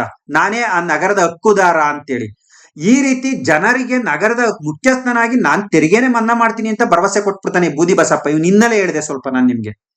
ಸೊ ಈ ನಡುವೆ ಏನಾಗುತ್ತೆ, ಈ ದಂಗೆಗೆ ಕೇಳಿದರೆ ಎಕ್ಸಾಮ್ ಅಲ್ಲಿ ನಗರ ದಂಗೆಗೆ ಸಹಾಯ ಮಾಡಿದಂತವ್ರು ಯಾರು ಅಂತ. ತರೀಕೆರೆಯ ಪಾಳೆಯಗಾರ ರಂಗಪ್ಪ ನಾಯಕ ಮತ್ತು ಹನುಮಪ್ಪ ನಾಯಕ ಹಾಗೂ ಸೋದರಳಿಯ ಸರ್ಜಪ್ಪ ನಾಯಕರು ಕೂಡ ಸಹಾಯವನ್ನ ಮಾಡ್ತಾರೆ ಈ ದಂಗೆಗೆ. ಅರ್ಥ ಆಯ್ತಾ ನಿಮ್ಗೆ? ಈ ದಂಗೆ ಡಿಟೈಲ್ ಇನ್ಫಾರ್ಮೇಶನ್ ಹೇಳ್ತಾ ಇದ್ದೀನಿ. ಬಟ್ ಒಡೆಯರ್ ಈ ದಂಗೆನ ಹತ್ತಿಕ್ಕುವಲ್ಲಿ ಎಲ್ಲೋ ಒಂದ್ ಕಡೆ ವಿಫಲರಾಗಿದ್ದಾರೆ ಅಂತಕ್ಕಂಥ ಒಂದು ಆರೋಪನ ಬ್ರಿಟಿಷರು ಹೊರಿಸ್ತಾರೆ.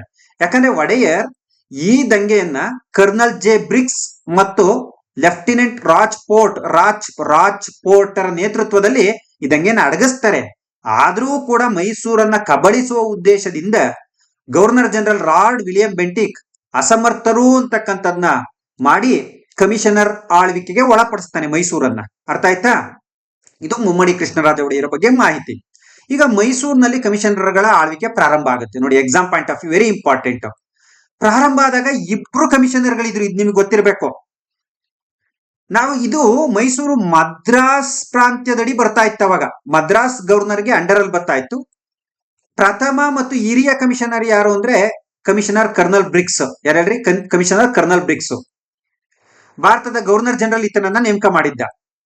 ಕಿರಿಯ ಕಮಿಷನರ್ ಲೂಸಿಂಗ್ಟನ್ ಅಂತ ಮದ್ರಾಸ್ನ ಗವರ್ನರ್ ಜನರಲ್ ಈತನನ್ನ ಅಪಾಯಿಂಟ್ ಮಾಡಿದ್ದ. ಈಗ ಅರ್ಥ ಆಯ್ತಾ?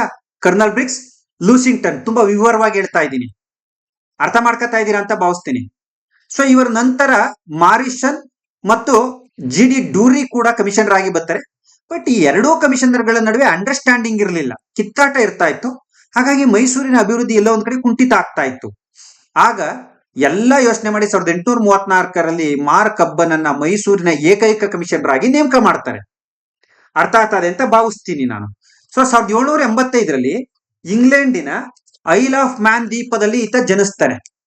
ಇಂಗ್ಲೆಂಡಿನ ಐಲ್ ಆಫ್ ಮ್ಯಾನ್ ದ್ವೀಪದಲ್ಲಿ ಈತ ಜನಿಸಿರ್ತಕ್ಕಂಥದ್ದ ನಾವು ನೋಡ್ತಾ ಹೋಗ್ತೀವಿ, ಒಬ್ಬ ಪಾದ್ರಿಯ ಮಗನಾಗಿ.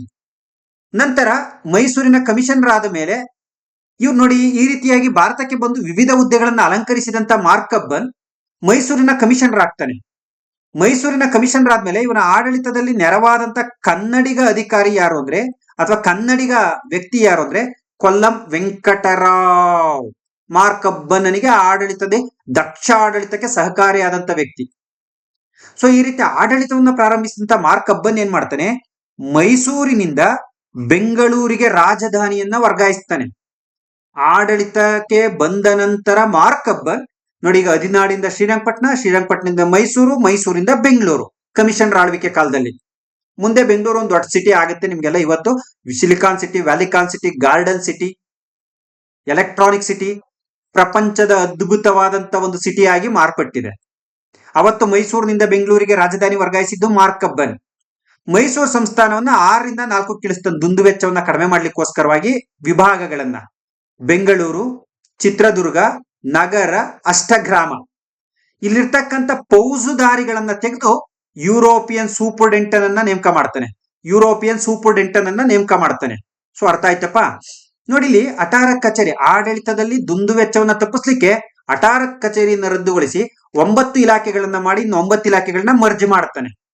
ಮತ್ತೆ ಮೈಸೂರನ್ನ ಕಮಿಷನರ್ ಬ್ರಿಟಿಷ್ ಅಧಿಕಾರಿಯ ಆಳ್ವಿಕೆ ಮಾಡೋದ್ರಿಂದ ರೆಸಿಡೆಂಟ್ ಹುದ್ದೆ ಭಾರ ಆಗಿರುತ್ತೆ. ಹಾಗಾಗಿ 1843ರಲ್ಲಿ ಈ ರೆಸಿಡೆಂಟ್ ಹುದ್ದೆಯನ್ನು ಕೂಡ ರದ್ದು ಮಾಡ್ತಾನೆ. 1845ರಲ್ಲಿ ಜನರ ಆರೋಗ್ಯದ ಬಗ್ಗೆ ಕಾಳಜಿ ವಹಿಸಿದಂತ ಈತ ಕುಷ್ಠರೋಗಿಗಳಿಗೆ ಮನೆಯೊಂದನ್ನ ನಿರ್ಮಾಣ ಮಾಡಿಕೊಡ್ತಾನೆ, ಕುಷ್ಠರೋಗಿಗಳಿಗೋಸ್ಕರನೇ. ಕೆಳಹಂತದ ಆಡಳಿತದಲ್ಲಿ ಕನ್ನಡದಲ್ಲಿ ದಾಖಲೆ ಇಡುವ ಪದ್ಧತಿಯನ್ನ ಜಾರಿಗೆ ತಂದು ಆಡಳಿತದಲ್ಲಿ ದುಂದುವೆಚ್ಚವನ್ನ ತಪ್ಪಿಸಲು ಮರಾಠಿ ಭಾಷೆಯನ್ನ ರದ್ದುಗೊಳಿಸ್ತಾನೆ. ಈ ರೀತಿ ಇದುವರೆಗೂ ಇದ್ದಂತ ಡಬಲ್ ದಫ್ತರ್ ಭಾಷೆ ರದ್ದುಗೊಂಡು ಕೇವಲ ಕನ್ನಡ ಆಡಳಿತ ಭಾಷೆ ಆಗುತ್ತೆ ಮೈಸೂರಲ್ಲಿ. ಅರ್ಥ ಆಗ್ತದೆ ಅಂತ ಭಾವಿಸ್ತೀನಿ. ಇದ್ರ ಜೊತೆಗೆ 3 ಜನ ನ್ಯಾಯಾಧೀಶರಿಂದ ಕೂಡಿದ ಒಂದು ಉಜೂರ್ ಅದಾಲತ್ ನ್ಯಾಯಾಲಯ ಮತ್ತು ಕಮಿಷನರ್ ನ್ಯಾಯಾಲಯವನ್ನ ಸ್ಥಾಪನೆ ಮಾಡ್ತಾನೆ, ಕೋರ್ಟ್ ಅನ್ನ. ನೆಕ್ಸ್ಟ್, ಇದರ ಜೊತೆಗೆ ನ್ಯಾಯಾಂಗ ಇಲಾಖೆಯ ಮುಖ್ಯಸ್ಥರನ್ನ ಈ ಕಾಲದಲ್ಲಿ ನಾವು ಜುಡಿಷಿಯಲ್ ಕಮಿಷನರ್ ಅಂತ ಕರಿತಾ ಇರ್ತೀವಿ. ಅಂದ್ರೆ ಇಂಗ್ಲಿಷ್ ನ್ಯಾಯಾಂಗ ವ್ಯವಸ್ಥೆನ ಈತ ಇಂಟ್ರೊಡ್ಯೂಸ್ ಮಾಡ್ತಾನೆ. ಶಿಕ್ಷಣ ಇಲಾಖೆಗೆ ಹೆಚ್ಚು ಒತ್ತನ್ನ ಕೊಟ್ಟಂತ ಈತ ಡೈರೆಕ್ಟರ್ ಆಫ್ ಪಬ್ಲಿಕ್ ಇನ್ಸ್ಟ್ರಕ್ಟರ್ ಎಂಬ ಹೆಸರಿನಲ್ಲಿ ಶಿಕ್ಷಣ ಇಲಾಖೆಯ ಮುಖ್ಯಸ್ಥನನ್ನ ನೇಮಕ ಮಾಡ್ತಾನೆ. 1853ರಲ್ಲಿ ಕಂಠೀರಾಯ ವರಾಹ, ಕಂಠೀರಾಯ ಪಣಂ ಅಂತಕ್ಕಂಥ ಚಿನ್ನದ ನಾಣ್ಯಗಳನ್ನ ರದ್ದುಗೊಳಿಸಿ ಬ್ರಿಟಿಷ್ ರೂಪಾಯಿ ಪದ್ಧತಿಯನ್ನ ಮೈಸೂರಲ್ಲಿ ಜಾರಿಗೆ ತಂಬತ್ತಾನೆ. ಸುಧಾರಣೆಗಳು ನೋಡಿ, ವೆರಿ ಇಂಪಾರ್ಟೆಂಟ್. ಯಾಕಂದ್ರೆ ಕಮಿಷನರ್ಗಳ ಆಳ್ವಿಕೆಯ ಕಾಲದಲ್ಲಿ ಭಾರತದ ಸುಧಾರಣೆಗಳನ್ನ ಕೇಳಿದ್ದು ಯಾವ ಕಮಿಷನರ್ ಅಂತ ಕೇಳ್ತಾರೆ. 1856ರಲ್ಲಿ ಲೋಕೋಪಯೋಗಿ ಇಲಾಖೆಯನ್ನ ಸ್ಥಾಪಿಸಿ ರಸ್ತೆ ನಿರ್ಮಾಣಕ್ಕೆ ಸುಮಾರು 1600 ಕಿಲೋಮೀಟರ್ ರಸ್ತೆ ನಿರ್ಮಾಣ ಮಾಡ್ತಾನೆ, ಸೇತುವೆಗಳನ್ನ ನಿರ್ಮಾಣ ಮಾಡ್ತಾನೆ. ಒಂದು ಲೋಕೋಪಯೋಗಿ ಇಲಾಖೆಯ ಮೂಲಕ ಸಾಕಷ್ಟು ಸಾರಿಗೆ ಸಂಪರ್ಕವನ್ನು ಅಭಿವೃದ್ಧಿಗೊಳಿಸ್ತಾನೆ. ಈತನ ಕಾಲದಲ್ಲಿ 1859ರಲ್ಲಿ ಕರ್ನಾಟಕ ರಾಜ್ಯದಲ್ಲಿ ಪ್ರಥಮ ಬಾರಿಗೆ ಜೋಲಾರ್ಪೇಟೆಯಿಂದ ಬೆಂಗಳೂರಿನ ನಡುವೆ ರೈಲ್ವೆ ಮಾರ್ಗವನ್ನು ಹಾಕಿಸ್ತಾನೆ. It is very important. 769 ವಸ್ತುಗಳ ಮೇಲೆ ಅಕ್ಟ್ರಾಯ್ ಅಂದ್ರೆ ಹೆಚ್ಚುವರಿ ತೆರಿಗೆಗಳಿರ್ತವೆ, ಅದನ್ನ ರದ್ದು ಮಾಡಿ ವ್ಯಾಪಾರಕ್ಕೆ ಉತ್ತೇಜನವನ್ನ ಕೊಡ್ತಾನೆ. ಸಾಯರ್ ತೆರಿಗೆಯನ್ನು ಕೂಡ ರದ್ದು ಮಾಡ್ತಾನೆ. ಏನ್ ಪೂರ್ಣಯ್ಯನವರ ಕಾಲದಲ್ಲಿ ವಿವಿಧ ವಸ್ತುಗಳ ಮೇಲೆ ವಿಧಿಸಿದಂತ ವ್ಯಾಪಾರ ತೆರಿಗೆ ಏನಿತ್ತು, ಆ ಸಾಯರ್ ತೆರಿಗೆಯನ್ನು ಕೂಡ ಈತ ರದ್ದು ಮಾಡಿರ್ತಕ್ಕಂಥದ್ದನ್ನ ನೋಡ್ತೀವಿ. ಜೊತೆಗೆ ಅರಣ್ಯ ಇಲಾಖೆಯನ್ನ ಸ್ಥಾಪಿಸ್ತಾರೆ. ಈತನ ಕಾಲದಲ್ಲಿ ಅರಣ್ಯ ಇಲಾಖೆ ಕೂಡ ಸ್ಥಾಪನೆ ಆಗುತ್ತೆ. ಈ ಮೂಲಕ ಕಾಫಿ ತೋಟಗಳ ಅಭಿವೃದ್ಧಿಗೆ ಹೆಚ್ಚು ಪ್ರೋತ್ಸಾಹ ನೀಡ್ತಾರೆ. 2020 KS ಫಿಲ್ಮ್ಸ್ ಎಕ್ಸಾಮ್ ಅಲ್ಲಿ ಪ್ರಶ್ನೆ ಕೇಳಿದ್ದಾರೆ. ಅರ್ಥ ಆಯ್ತಾ? ಮದ್ರಾಸ್ ಪ್ರಾಂತ್ಯದಲ್ಲಿದ್ದಂತ ರೈತವಾರಿ ಪದ್ಧತಿ, ನೇರವಾಗಿ ರೈತರಿಂದ ಕಂದಾಯವನ್ನ ಹಣದ ರೂಪದಲ್ಲಿ ವಿಧಿಸುವ ಪದ್ಧತಿಯನ್ನ ಜಾರಿಗೆ ತರ್ತಾನೆ. ಇದ್ರ ಜೊತೆಗೆ ಮೈಸೂರಿನಲ್ಲಿ ಬಟಾಯಿ ಪದ್ಧತಿ ಕೂಡ ಅಸ್ತಿತ್ವದಲ್ಲಿರುತ್ತೆ. ಅಂದ್ರೆ ದವಸ ಧಾನ್ಯದ ಮೂಲಕ ಕಂದಾಯವನ್ನ ಸಂಗ್ರಹಿಸುವ ಪದ್ಧತಿಯನ್ನು ಕೂಡ ಈತ ಪರಿಚಯಿಸ್ತಾನೆ. ನೆಕ್ಸ್ಟ್, ನೋಡಿ ಇಲ್ಲೇ ಹೇಳ್ತಾ ಇದ್ದೀನಿ, ಬತಾಯಿ ಪದ್ಧತಿ ಅಂದ್ರೆ ಧಾನ್ಯ ರೂಪದಲ್ಲಿ ಕಂದಾಯ, ರೈತವಾರಿ ಅಂದ್ರೆ ನಗದು ರೂಪದಲ್ಲಿ ಕಂದಾಯವನ್ನ, ಎರಡೂ ರೀತಿಯಾದಂತ ಕಂದಾಯವನ್ನ ಈತ ಜಾರಿಗೆ ತರ್ತಾನೆ. ಇಷ್ಟೆಲ್ಲ ಸುಧಾರಣೆ ಮಾಡದಂತೆ ಇಲ್ಲಿ ಇನ್ನೊಂದು ಇವನು ಕೃಷಿಗೆ ಏನ್ ಮಾಡ್ತಾನೆ ಅಂದ್ರೆ, ಕೃಷಿ ಭೂಮಿಯನ್ನ ಕೃಷಿ ಯೋಗ್ಯ ಮಾಡ್ಲಿಕ್ಕೋಸ್ಕರವಾಗಿ ಭೂಯಿಡಿಗಳ ಮೇಲೆ 5ರಿಂದ 30 ವರ್ಷಗಳವರೆಗೂ ಕಂದಾಯವನ್ನ ಮನ್ನಾ ಮಾಡ್ತಾನೆ. 5ರಿಂದ 30 ವರ್ಷಗಳವರೆಗೂ, ಯಾಕಂದ್ರೆ ಜನ ಕೃಷಿಲಿ ತೊಡಗ್ಲಿ ಅಂತೇಳಿ. ಸೊ ಅರ್ಥ ಆಯ್ತಲ್ಲ? ಇಲ್ಲಿ ಗಮನಿಸಬೇಕಾದಂತದ್ದು, ಆತ್ಮರಕ್ಷಣೆಗಾಗಿ ಗ್ರಾಮಸ್ಥರು ಆಯುಧವನ್ನ ಇಡ್ಲಿಕ್ಕೂ ಕೂಡ ಈತ ನೆರವನ್ನ ನೀಡ್ತಾನೆ ಅಥವಾ ಅನುಮತಿಯನ್ನ ಕೊಡ್ತಾನೆ. ಇದೊಂದು ಪಾಯಿಂಟ್ ಎಕ್ಸ್ಟ್ರಾ ಆಡ್ ಮಾಡ್ಕೊಳ್ರಿ. ಆತ್ಮರಕ್ಷಣೆಗೆ ಗ್ರಾಮಸ್ಥರು ಆಯುಧವನ್ನ ಇಟ್ಕೊಳ್ಬೇಕಾದಾಯ್ತು. ಇಷ್ಟೆಲ್ಲ ಸೇವೆ ಮಾಡಿ ತನ್ನ ತಾಯ್ನಾಡಿಗೆ 1861ರಲ್ಲಿ ಹಿಂದಿರುಗಬೇಕಾದ್ರೆ ಸುಯಚ್ ಕಾಲುವೆಯ ಬಳಿ ಮರಣವನ್ನ ಹೊಂದ್ತಾನೆ. ಇದು ಗೊತ್ತಿರಲಿ, ಪಾಯಿಂಟ್ ಕೇಳಿದರೆ. ನಂತರ ಸ್ಯಾಂಡರ್ಸ್ ತಾತ್ಕಾಲಿಕ ಕಮಿಷನರ್ ಆಗ್ತಾನೆ, ಆದ್ರೆ ಮೈಸೂರಿನ ಮುಖ್ಯ ಕಮಿಷನರ್ ಆಗಿ ಲೂಯಿ ಬೆಂತಾಮ್ ಬೌರಿಂಗ್ ಅಧಿಕಾರಕ್ಕೆ ಬಂದಿರತಕ್ಕಂಥದ್ದು ನೋಡ್ತೀವಿ. ಮೈಸೂರಿನ ಆಡಳಿತವನ್ನ ಈತ 4ರಿಂದ 3 ಕಿಳಿಸ್ತಾನೆ. ಯಾರು? Lewin Bentham Bowring. Ashtagrama, Nandidurga, Hyder Nagar ಅಂತ. ಇದಕ್ಕೆ ಬ್ರಿಟಿಷ್ ಮೇಲ್ವಿಚಾರಕರು, ಯುರೋಪಿಯನ್ ಸೂಪರ್ಡೆಂಟ್ ಇದ್ರಲ್ಲ, ಅವರ ಬದಲಿಗೆ ಬ್ರಿಟಿಷ್ ಕಮಿಷನರ್ ಎಂಬ ಹೆಸರಿನಲ್ಲಿ ನೇಮಕ ಮಾಡ್ತಾರೆ. ಇವರನ್ನ ಆ ರಾಜ್ಯದ ಚೀಫ್ ಕಮಿಷನರ್ ಅಂತ ಕರೀತಾನೆ. ನೋಡಿ ಆಡಳಿತ ಸುಧಾರಣೆಗಳು ಯಾವ ರೀತಿ ಆಗ್ತಾ ಇದೆ ಅಂತ. ಜೊತೆಗೆ ನೋಡಿ, ವೆರಿ ಇಂಪಾರ್ಟೆಂಟ್, ಮೈಸೂರು ಸಂಸ್ಥಾನದಲ್ಲಿ 1862ರಲ್ಲಿ ಭಾರತ ದಂಡ ಸಂಹಿತೆ, IPC ಮತ್ತು ಕೋಡ್ ಆಫ್ ಕ್ರಿಮಿನಲ್ ಪ್ರೊಸೀಜರ್ ಅನ್ನ ಜಾರಿಗೆ ತರ್ತಾರೆ. CRPC code of criminal procedure ಗಳನ್ನ ಜಾರಿಗೆ ತರ್ತಾರೆ ಮೈಸೂರು ಸಂಸ್ಥಾನದಲ್ಲಿ. ಅರ್ಥ ಆಯ್ತಾ? 1862ರಲ್ಲಿ ಶಿಕ್ಷಕರಿಗೆ ತರಬೇತಿ ನೀಡಲು ನಾರ್ಮಲ್ ಶಿಕ್ಷಕರ ತರಬೇತಿ ಸಂಸ್ಥೆಯನ್ನ ಸ್ಥಾಪನೆ ಮಾಡಿ ಎಜುಕೇಶನ್ಗೆ ಅವಕಾಶವನ್ನ ಕೊಡ್ತಾರೆ. ಟು ದ ಪಾಯಿಂಟ್ ನೋಡ್ಕೊಳ್ರಿ. ನೆಕ್ಸ್ಟ್ 1862ರಲ್ಲಿ ಪೊಲೀಸ್ ಕಾಯ್ದೆಯನ್ನು ಜಾರಿ ಮಾಡಿ ಪೊಲೀಸರಿಗೆ ಸಮವಸ್ತ್ರವನ್ನ ನೀಡ್ತಾರೆ. ಈ ರೀತಿ ಪೊಲೀಸ್ ಇಲಾಖೆಯನ್ನ ಸುಧಾರಿಸಿರ್ತಕ್ಕಂಥದ್ದನ್ನ ನೋಡ್ತೀವಿ. 1863ರಲ್ಲಿ ಭೂಮಾಪನ ಮತ್ತು ನಿಷ್ಕರ್ಷ ಇಲಾಖೆಯನ್ನ ಪ್ರಾರಂಭ ಮಾಡಿ ಭೂಮಿಯನ್ನ ಅಳೆಯುವ ಕಾರ್ಯವನ್ನ ಪ್ರಾರಂಭ ಮಾಡ್ತಾರೆ. ನೋಡಿ ಪಾಯಿಂಟ್ ಟು ಪಾಯಿಂಟ್ ಹೇಗಿದೆ ಅಂತ. 1863ರಲ್ಲಿ ಇನಾಮ್ ಕಮಿಷನ್ ಅನ್ನ ಸ್ಟಾರ್ಟ್ ಮಾಡ್ತಾರೆ 1863ರಲ್ಲಿ. ಜೊತೆಗೆ 1863ರಲ್ಲಿ ಸೆಂಟ್ರಲ್ ಜೈಲ್ ಅನ್ನ ಸ್ಟಾರ್ಟ್ ಮಾಡ್ತಾರೆ, ಸೆಂಟ್ರಲ್ ಜೈಲ್. ಇಲ್ಲಿ ಬಹಳ ಮುಖ್ಯವಾಗಿರ್ತಕ್ಕಂಥದ್ದು 1864ರಲ್ಲಿ ಬೆಂಗಳೂರು ಮತ್ತು ಮೈಸೂರು ನಗರಗಳ ನಗರ ಸಭೆಗಳನ್ನ ಸ್ಥಾಪನೆ ಮಾಡ್ತಾರೆ, ನಗರ ಸಭೆಗಳನ್ನ. ನೆಕ್ಸ್ಟ್ 1864ರಲ್ಲಿ ರಿಜಿಸ್ಟ್ರೇಷನ್ ಆಕ್ಟ್ ಅನ್ನ ಜಾರಿಗೆ ತಂದು ಭೂಮಿಯನ್ನ ನೋಂದಾಯಿಸುವ ಕಾರ್ಯವನ್ನ ಮಾಡ್ತಾರೆ, ಭೂಮಿಯನ್ನ ನೋಂದಾಯಿಸುವ ಕಾರ್ಯವನ್ನ ಮಾಡ್ತಾರೆ. ನೆಕ್ಸ್ಟ್ ಹುಜೂರ್ ಅದಾಲತ್ ಮತ್ತು ಸದರ್ ಮುನ್ಸಿಫ್ ನ್ಯಾಯಾಲಯಗಳನ್ನ ರದ್ದುಪಡಿಸ್ತಾರೆ. 1864ರಲ್ಲಿ ಸೆಂಟ್ರಲ್ ಕಾಲೇಜ್ ಅನ್ನ ಸ್ಥಾಪನೆ ಮಾಡ್ತಾರೆ. ತುಂಬಾ ಎಕ್ಸಾಮ್ ಕೇಳಿದ್ದಾರೆ, ಇದು ಯಾವ ಶೈಲಿಯಲ್ಲಿದೆ ಅಂತ. ಗೋತಿಕ್ ಶೈಲಿಯಲ್ಲಿದೆ. ಮೊನ್ನೆ ಕೂಡ ಎಕ್ಸಾಮ್ ಅಲ್ಲಿ ಬಂದಿದೆ, 2019 FD ಎಕ್ಸಾಮ್ ಅಲ್ಲಿ ಬಂದಿತ್ತು. ನೆಕ್ಸ್ಟ್ ಬೆಂಗಳೂರಿನಲ್ಲಿ ಬೌರಿಂಗ್ ಆಸ್ಪತ್ರೆಯನ್ನ ಸ್ಟಾರ್ಟ್ ಮಾಡ್ತಾರೆ. ಬೆಂಗಳೂರಲ್ಲಿ ಬೌರಿಂಗ್ ಆಸ್ಪತ್ರೆ. ಯಾವ ಆಸ್ಪತ್ರೆ? ಬೌರಿಂಗ್ ಆಸ್ಪತ್ರೆ. ನೆಕ್ಸ್ಟ್ ಮಾರ್ಕ್ ಕಬ್ಬನ್ನ ಸವಿ ನೆನಪಿಗಾಗಿ ಬೆಂಗಳೂರಲ್ಲಿ ಇವರ ಕಾಲದಲ್ಲಿ ಜಾನ್ ಮೀಡನ್ ಏನು ಕಬ್ಬನ್ ಪಾರ್ಕ್ ಅನ್ನ, ಸರ್ ಜಾನ್ ಮೀಡನ್ ಕಬ್ಬನ್ ಪಾರ್ಕ್ ಅನ್ನ ಸ್ಥಾಪನೆ ಮಾಡ್ತಾರೆ. ಆರಂಭದಲ್ಲಿ ಇದನ್ನ ಮೀಡನ್ ಪಾರ್ಕ್ ಅಂತಾನೆ ಕರಿತಿರ್ತಾರೆ. ಇವ್ರ ಕಾಲದಲ್ಲಿ, ಲೂಯಿ ಬೆಂತಾಮ್ ಬೌರಿಂಗ್ ಕಾಲದಲ್ಲಿ ಏನು ಒಂದು ಕಾರ್ಯನಿರ್ವಹಣಾ ಕಮಿಷನರ್ ಇದ್ದ ಜಾನ್ ಮೀಡನ್, ಅವನು ಕಬ್ಬನ್ ಪಾರ್ಕ್ ಅನ್ನ ಮಾಡಿದ್ದು. ಅದನ್ನ ಆರಂಭದಲ್ಲಿ ಮೀಡನ್ ಪಾರ್ಕ್ ಅಂತ ಕರಿತಾ ಇದ್ರು. ನಿಮಗೆ ಗೊತ್ತಿರ್ಲಿ, ಆರಂಭದಲ್ಲಿ ಮೀಡನ್ ಪಾರ್ಕ್ ಅಂತ ಕರಿತಾ ಇದ್ರು, ಜಾನ್ ಮೀಡನ್ ಮಾಡಿದ್ದು. ಇದಕ್ಕೆ ತದನಂತರದಲ್ಲಿ ಕಬ್ಬನ್ನ ಸವಿ ನೆನಪಿಗಾಗಿ ಕಬ್ಬನ್ ಪಾರ್ಕ್ ಅಂತ ಕರಿತಾ ಹೋಗ್ತಾರೆ. ಇಲ್ಲಿ ಗಮನಿಸಬೇಕಾದಂತದ್ದು, ಇದಕ್ಕೆ ಬೇಕಾದಂತ ವಿನ್ಯಾಸ ಮಾಡಿಕೊಟ್ಟವ್ರು ಯಾರು ಅಂತ ಕೇಳಬಹುದು. ಕಬ್ಬನ್ ಪಾರ್ಕಿಗೆ ಮೇಜರ್ ಜನರಲ್ ರಿಚರ್ಡ್ ಹಿರಾಮ್. ಸ್ನೇಹಿತರೆ ನೋಡಿ, ಇಲ್ಲಿ ಮಾರ್ಕ್ ಕಬ್ಬನ್ನ ನೆನಪಿಗಾಗಿ ಬೆಂಗಳೂರಿನಲ್ಲಿ ಜಾನ್ ಮೀಡನ್ ನೇತೃತ್ವದಲ್ಲಿ ಮೀಡನ್ ಪಾರ್ಕ್ ಇವ್ರ ಕಾಲದಲ್ಲಿ ಸ್ಟಾರ್ಟ್ ಆಗುತ್ತೆ. ಮೇಜರ್ ಜನರಲ್ ರಿಚರ್ಡ್ ಹಿರಾಮ್ ಇದರ ಒಂದು ವಿನ್ಯಾಸವನ್ನ, ಕಬ್ಬನ್ ಪಾರ್ಕಿನ ವಿನ್ಯಾಸವನ್ನ ತಯಾರು ಮಾಡ್ತಾರೆ. ಆರಂಭದಲ್ಲಿ ಪಾರ್ಕ್ ಅನ್ನ ಮೀಡನ್ ಪಾರ್ಕ್ ಅಂತ ಕರೀತಿರ್ತಾರೆ. ತದನಂತರದಲ್ಲಿ ಇದನ್ನ ಕಬ್ಬನ್ನ ನೆನಪಿಗಾಗಿ ಕಬ್ಬನ್ ಪಾರ್ಕ್ ಅಂತಾನೆ ಪ್ರಸಿದ್ಧಿ ಪಡಿಸಿರ್ತಕ್ಕಂಥದ್ದನ್ನ ನಾವು ನೋಡ್ತೀವಿ. ಇವತ್ತಿಗೂ ಕೂಡ ಬೆಂಗಳೂರಲ್ಲಿ ಹೃದಯದ ಭಾಗದಲ್ಲಿ ಇದನ್ನ ಕಬ್ಬನ್ ಪಾರ್ಕ್ ಇರ್ತಕ್ಕಂಥದ್ದನ್ನ ನೋಡ್ತೀವಿ.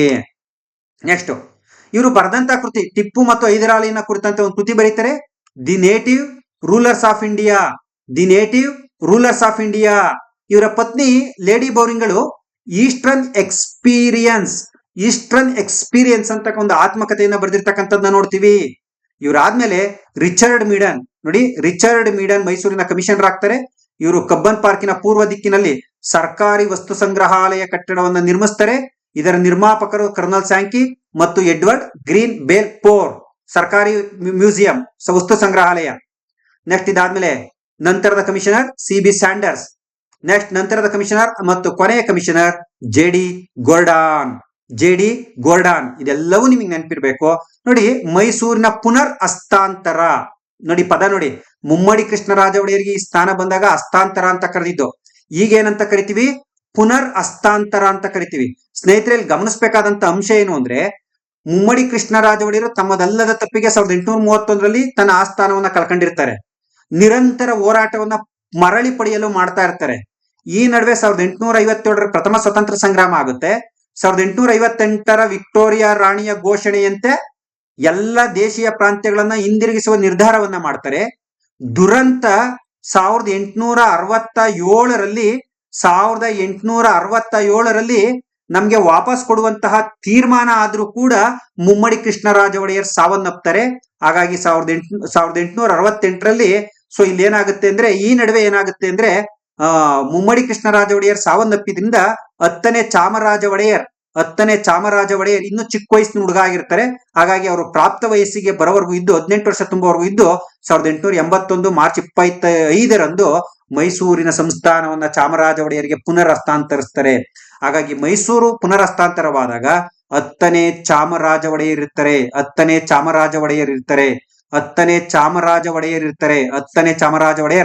ಪುನರ್ ಹಸ್ತಾಂತರವಾದಾಗ ಇದ್ದ ವೈಸ್ರಾಯ್ ರಿಪ್ಪನ್ ಇವೆಲ್ಲ ನೆನಪಿಲ್ಲಿ ಇಟ್ಕೊಂಡಿರ್ಬೇಕು. ಹಾಗಾದ್ರೆ ಹತ್ತನೇ ಚಾಮರಾಜ ಒಡೆಯರ್ 3ನೇ ಕೃಷ್ಣರಾಜ ಒಡೆಯರ ದತ್ತುಪುತ್ರ. ಮೈಸೂರಿಗೆ ಅಧಿಕಾರ ಹಸ್ತಾಂತರ ಮಾಡಿದವರು ಲಾರ್ಡ್ ರಿಪ್ಪನ್. ಮದ್ರಾಸ್ನ ಪ್ರಾಂತ್ಯದ ಗವರ್ನರ್ ಅವಾಗ ವಿಲಿಯಂ ಆಡಮ್ಸ್. ಸ್ನೇಹಿತರೆ, ಇದೆಲ್ಲ ಆದಾಗ ಈಗ ನೋಡಿ ನಾವೇನ್ ನೋಡಿದ್ವು, ಹತ್ತನೇ ಚಾಮರಾಜ ಒಡೆಯರ್ ಅಂತ ಅವ್ರ ಕಾಲದ ಪ್ರಮುಖ ದಿವಾನರುಗಳು ಯಾರು? ಮೇನು ದಿವಾನ್ ರಂಗಾಚಾರ್ಲು. 1831ರಲ್ಲಿ ಮದ್ರಾಸ್ ಪ್ರಾಂತ್ಯದ ಚಂಗಲ್ಪೇಟೆ ಜಿಲ್ಲೆಯ ಶೆಟ್ಟಿಪುಣ್ಯ ಎಂಬ ಗ್ರಾಮದಲ್ಲಿ ಜನಿಸ್ತಾರೆ. ಇವ್ರದೊಂದು ದೊಡ್ಡ ಸುಧಾರಣೆ ಏನು ಅಂದ್ರೆ 1881 ಅಕ್ಟೋಬರ್ 7ರಂದು ಪ್ರಜಾಪ್ರಭುತ್ವವನ್ನ ಆಚರಣೆಗೆ ತರುವ ಉದ್ದೇಶದಿಂದ ಮೈಸೂರು ಪ್ರಜಾಪ್ರತಿನಿಧಿ ಸಭೆಯನ್ನ ಸ್ಥಾಪಿಸ್ತಾರೆ.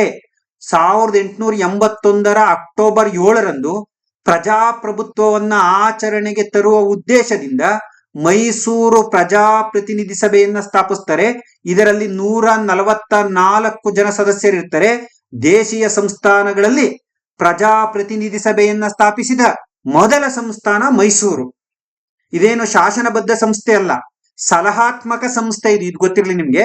ಹಾಗಾಗಿ ಇವರನ್ನ ಪ್ರಜಾಪ್ರತಿನಿಧಿ ಸಭೆಯ ಪಿತಾಮಹ ಅಂತ ಕರೀತಾರೆ. ಸ್ನೇಹಿತರೆ, ಇದರಲ್ಲಿ ಎಲ್ಲ ತಾಲೂಕು ರೈತರ ವರ್ತಕ ಪ್ರತಿನಿಧಿಗಳು ಕೂಡ ಭಾಗವಹಿಸ್ತಾ ಇರ್ತಾರೆ. ಇದು ನಾನು ಈಗಾಗಲೇ ಹೇಳ್ದಂಗೆ ಶಾಸನಬದ್ಧ ಸಂಸ್ಥೆ ಅಲ್ಲ, ಕೇವಲ ಸಲಹಾತ್ಮಕ ಸಂಸ್ಥೆ. 1881ರಲ್ಲಿ ಮೈಸೂರಿನಲ್ಲಿ ಬಾಲಕಿಯರ ಪ್ರೌಢಶಾಲೆ, ಮಹಾರಾಣಿ ಬಾಲಕಿಯರ ಪ್ರೌಢಶಾಲೆಯನ್ನ ಸ್ಟಾರ್ಟ್ ಮಾಡ್ತಾರೆ ಎಜುಕೇಶನ್ಗೋಸ್ಕರ. ಎಲ್ಲದಕ್ಕಿಂತ ವಿಶೇಷವಾಗಿ 1881ರಲ್ಲಿ ಬ್ರಿಟನ್ನಿನ ಜಾನ್ ಟೇಲರ್ ಕಂಪನಿಯೊಂದಿಗೆ ಒಪ್ಪಂದವನ್ನ ಮಾಡಿಕೊಂಡು ಕೋಲಾರದ ಚಿನ್ನದ ಗಣಿ ಉತ್ಪಾದನೆಯನ್ನ ಆರಂಭಿಸಲು ಅನುಮತಿ ನೀಡಿದ್ರು ಈ ಕಾಲದ ರಾಜ ಹತ್ತನೇ ಚಾಮರಾಜ ಒಡೆಯರ್. ದಿವಾನ್ ಸಿ ರಂಗಾಚಾರ್ಲು ಗೊತ್ತಿರಲಿ ನಿಮ್ಗೆ.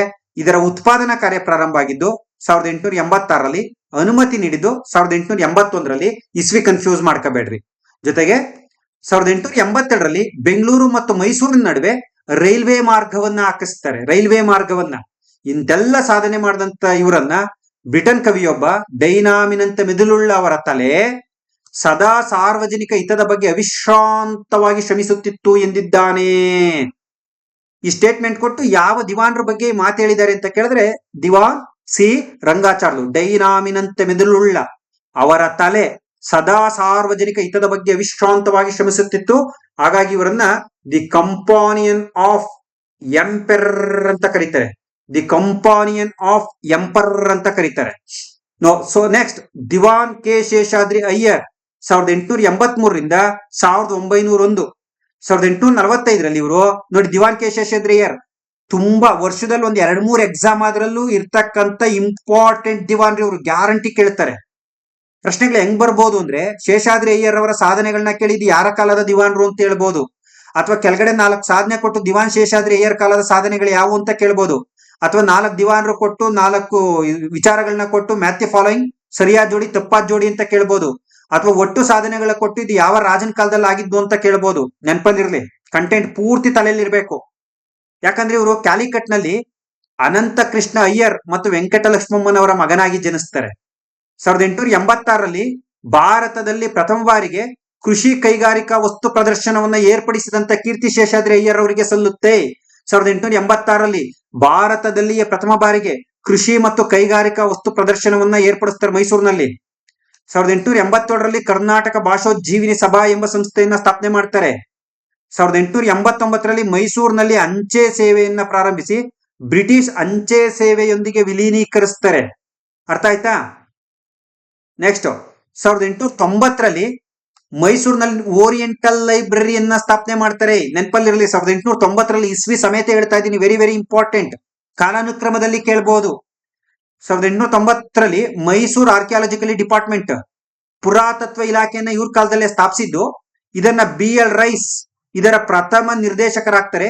BL ರೈಸ್ನ ಕರ್ನಾಟಕದ ಪುರಾತತ್ವ ಇಲಾಖೆಯ ಪಿತಾಮಹ ಅಂತೀವಿ, ನಿಮ್ಮೆಲ್ಲರಿಗೂ ಗೊತ್ತಿರ್ತಕ್ಕಂಥ ವಿಚಾರ ಇದು.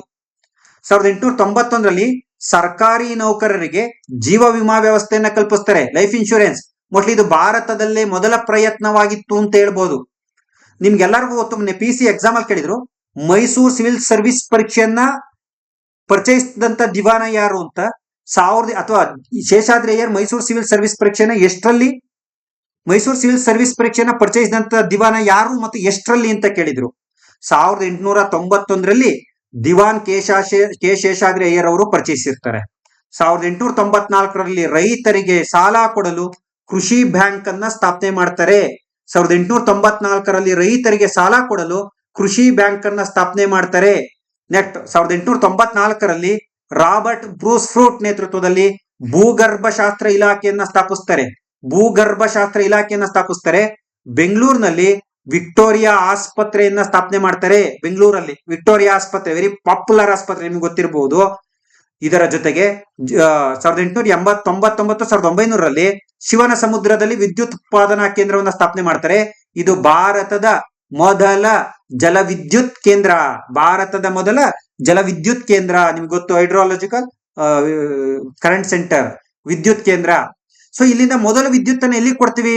1902ರಲ್ಲಿ ಕೋಲಾರದ ಚಿನ್ನದ ಗಣಿಗೆ ಪ್ರಥಮ ಬಾರಿಗೆ ವಿದ್ಯುತ್ ಅನ್ನ ನೀಡಿರ್ತಕ್ಕಂಥದ್ದನ್ನ ನೋಡ್ತೀವಿ. ಪ್ರಥಮ ಬಾರಿಗೆ ವಿದ್ಯುತ್ ಅನ್ನ ಪಡೆದಂತ ಒಂದು ಸ್ಥಳ ಕೋಲಾರದ ಚಿನ್ನದ ಗಣಿ. ಬಟ್ ನಗರ ಅಂತ ಬಂದಾಗ ಬೆಂಗಳೂರು, ಅದ್ ನೆಕ್ಸ್ಟ್ ಕ್ಲಾಸ್ ಅಲ್ಲಿ ಬರುತ್ತೆ, ಡಿಸ್ಕಸ್ ಮಾಡ್ತೀನಿ ಯಾರ ಕಾಲದಲ್ಲಿ ಅಂತ. ಬಟ್ ಒಂದು ಕೈಗಾರಿಕಾ ಕೇಂದ್ರ ಅಂದಾಗ ಕೋಲಾರದ ಚಿನ್ನದ ಗಣಿ, KGF. 1894ರಲ್ಲಿ ಮೈಸೂರು ಬಾಲ್ಯ ವಿವಾಹ ನಿಷೇಧ ಕಾಯ್ದೆಯನ್ನ ಜಾರಿಗೆ ತಂದು 8 ವಯಸ್ಸಿನ ಕೆಳಗಿನ ವಿವಾಹವನ್ನು ನಿಷೇಧ ಮಾಡ್ತಾರೆ.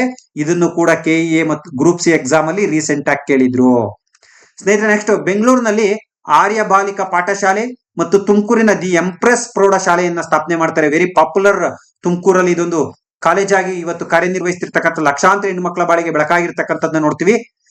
ಮೈಸೂರು ಝೂ, ಜಯಚಾಮರಾಜೇಂದ್ರ ಮೃಗಾಲಯ ಅಂತ ಇವತ್ತೇನ್ ಕರಿತೀವಿ, ಮೈಸೂರು ಝೂ ಇವ್ರ ಕಾಲದಲ್ಲಿ ಸ್ಥಾಪನೆ ಆಯಿತು ಅಂತಕ್ಕಂಥದ್ದು ನಮ್ಮೆಲ್ಲರಿಗೂ ಗೊತ್ತಿರ್ತಕ್ಕಂಥ ಹೆಮ್ಮೆಯ ವಿಷಯ. ಜೊತೆಗೆ ಟಿಪ್ಪುವಿನ ಕಾಲದಲ್ಲಿ ಮೈಸೂರು ದಸರಾ ಉತ್ಸವ ನಿಂತೋಗಿತ್ತು ಅಂತ ಹೇಳ್ತಾರೆ. ಅದನ್ನ ಪುನಃ ಇವರು ಆಚರಣೆ ಮಾಡ್ಲಿಕ್ಕೆ ಪ್ರಾರಂಭವನ್ನ ಮಾಡ್ತಾರೆ. ಇದರ ಜೊತೆಗೆ very very very very important, ಚಿತ್ರದುರ್ಗದಲ್ಲಿ ವೇದಾವತಿ ನದಿಗೆ ವಾಣಿ ವಿಲಾಸ ಅಣೆಕಟ್ಟನ್ನ ನಿರ್ಮಾಣ ಮಾಡ್ತಾರೆ. ಇದನ್ನ ಮಾರಿಕಣಿವೆ ಅಣೆಕಟ್ಟು ಅಂತಲೂ ಕೂಡ ಕರೀತಾರೆ. ಇದು ಕರ್ನಾಟಕದ ಪ್ರಥಮ ಅಣೆಕಟ್ಟಾಗಿದೆ. ನೆಕ್ಸ್ಟ್, ಸ್ವಾಮಿ ವಿವೇಕಾನಂದರು ಚಿಕಾಗೋ ಸರ್ವಧರ್ಮ ಸಮ್ಮೇಳನದಲ್ಲಿ ಭಾಗವಹಿಸಲು ಒಂದು ಅವಕಾಶ ಇರುತ್ತೆ. ಅದಕ್ಕೆ ಒಂದು ಸಣ್ಣ ಸಹಾಯವನ್ನ ಮಾಡಿದಂತ ಕೀರ್ತಿ ನಮ್ಮ ಮೈಸೂರು ಸಂಸ್ಥಾನದ 10ನೇ ಚಾಮರಾಜ ಒಡೆಯರ್ಗೆ ಸಲ್ಲುತ್ತೆ. ಸ್ನೇಹಿತರೆ, ಇದಿಷ್ಟು ಕೂಡ ಪಾರ್ಟ್ 2 ನಲ್ಲಿ ಸಾಕಷ್ಟು ವಿಚಾರಗಳನ್ನ ಡಿಸ್ಕಸ್ ಮಾಡಿದೀನಿ. ನಿಮಗೆ ಟೈಮ್ ಡ್ರ್ಯಾಗ್ ಮಾಡೋದು ಬೇಡ ಅಂತ ಹೇಳಿ ಪಾಯಿಂಟ್ ವೈಸ್ ಹೋಗಿದ್ದೀನಿ. ಎಕ್ಸಾಮ್ಗೆ ನಿಮ್ಗೆ ಹೆಲ್ಪ್ ಆಗುತ್ತೆ ಅಂತ ಭಾವಿಸ್ತಾ, ನಿಜವಾಗ್ಲೂ ಈ ವಿಡಿಯೋ ನಿಮ್ಗೆ ಹೆಲ್ಪ್ ಆದ್ರೆ ಇದನ್ನ ನೀವೇನ್ ಮಾಡ್ಬೇಕಪ್ಪ ಅಂದ್ರೆ ಹೆಚ್ಚಿನ ಜನಕ್ಕೆ ಶೇರ್ ಮಾಡಿ. ಇದರಿಂದ ನನಗೂ ಕೂಡ ಇನ್ಸ್ಪೈರ್ ಆಗುತ್ತೆ ಅಂತ ಹೇಳ್ತಾ ಇಂದಿನ ತರಗತಿಯನ್ನು ಮುಗಿಸ್ತಾ ಇದ್ದೀನಿ. ಸ್ನೇಹಿತರೆ, ಧನ್ಯವಾದಗಳು. ಮತ್ತೊಮ್ಮೆ ಪಾರ್ಟ್ 3 ಯೊಂದಿಗೆ ಭೇಟಿಯಾಗೋಣ. ಆದಷ್ಟು ವೇಗದಲ್ಲಿ ನಾನು ನಿಮ್ಗೆ ಕ್ಲಾಸ್ ಅನ್ನ ಮಾಡ್ಕೊಡ್ಲಿಕ್ಕೆ ಪ್ರಯತ್ನವನ್ನು ಮಾಡ್ತೀನಿ. ಧನ್ಯವಾದಗಳು ಸ್ನೇಹಿತರೆ.